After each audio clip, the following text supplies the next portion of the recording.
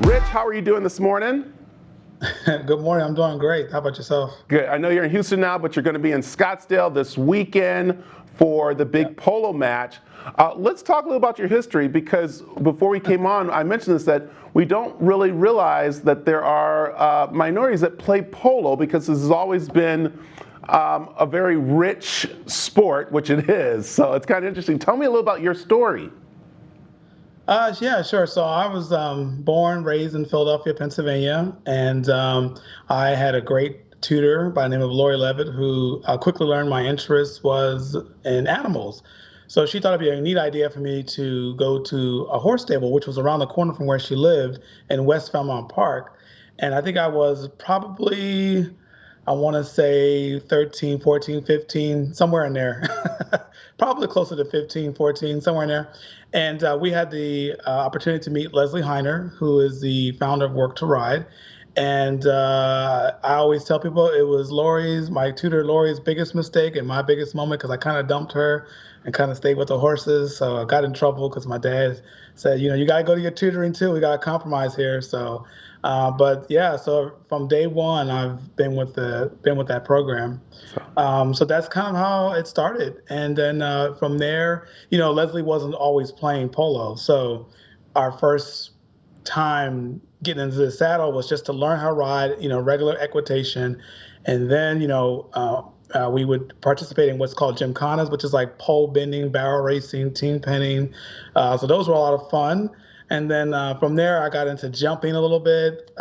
Jumping was fun, but when you go to an event show, you wait a long time in line just to do a quick thing. So it's like, and then she still got into polo. When she got into polo, she Leslie didn't really know much about it, so she brought us along to get involved with it. And we just kept wondering, why the whistle blow, and what's this person mad about? Why do they fall off? And before we knew it, we were involved in learning how to play polo. Yeah. And then someone said, I think you guys might be the first all African American polo team. And so, and as it goes, me and myself, I shared with two other people that we made the first all African American interscholastic polo team in the history of the United States. So that was kind of cool. So from there, it blossomed, and we have other players that came in. The next generations came in and made it what it is today, to be in front of you today. Yeah, and it's so amazing that you're opening kids' eyes to other sports, and people realize polo is a sport. But I think when they sometimes think of African American kids, they think of the football, the basketball, the baseball, and not something like this equestrian and sports like polo. So that's why coming here is so important, especially at this times that we're going through. And you're wanting people to come out and meet you guys and talk with you. Yeah, absolutely. I think one of the cool things about Work to Ride, in terms of responsibility, even from a very young age, you learn early on, because, Leslie's like, okay, here's your horse. Don't let it die. She walks away, kind of dusts her heads off. And the cool part is, it's just that, you know, you think as a kid, like, oh no, I don't want my horse. I love my horse. We just got to know each other an hour ago. I want you to live forever.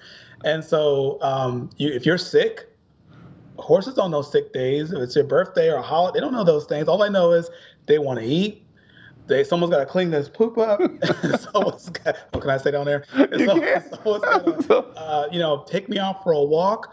And so you find yourself calling your friends. Hey, you going to the barn today? Can you take care of my horse? Yeah. And they're like, oh yeah, I'll take care of your horse on the next day. Yeah. Without even realizing that we were like scheduling, working on scheduling, Yeah. And those skills have translated into my adult life to this day. I'm always thinking 5 moves ahead because of what it takes to take care of a horse. Yeah, it's making sure no one dies. That's the thing about it right there.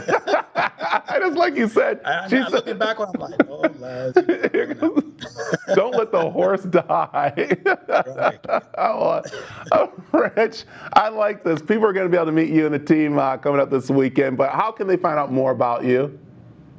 So Work to Ride has a website. It's worktoride.net, right? Work2ride.net. And it's the word two, not the number. And all the information is there if you want to donate, you want to find out about the schedule, when they're playing, how you can meet up, and that kind of thing. I give back to Work to Ride because one of the major things I want young folks that are coming to the program to see what it's like for someone like myself to go to the program, become educated, and go into the workforce. And a lot of people don't get to see what the ending is. They just get to see someone graduate and that's it, and they disappear. So I make it a point to come back to let them know. So you'll see some pictures of me on there from time to time. And as you mentioned earlier, I'm in Houston, so I'm working out here. I'm a what they call a career education specialist. So I help young people figure out what it is they want to do in their career path, so they don't waste time and get a degree that is not going to be used later on in life. I know a lot of adults can follow that, and Yeah. myself included. So I'm really passionate about working with youth. So this is going to be a fun thing for me. Well, hey, Rich, we're looking forward to having you here in Scottsdale, Arizona for the polo match this weekend. So thank you very much for joining me. Yeah, absolutely. I'm happy to do it.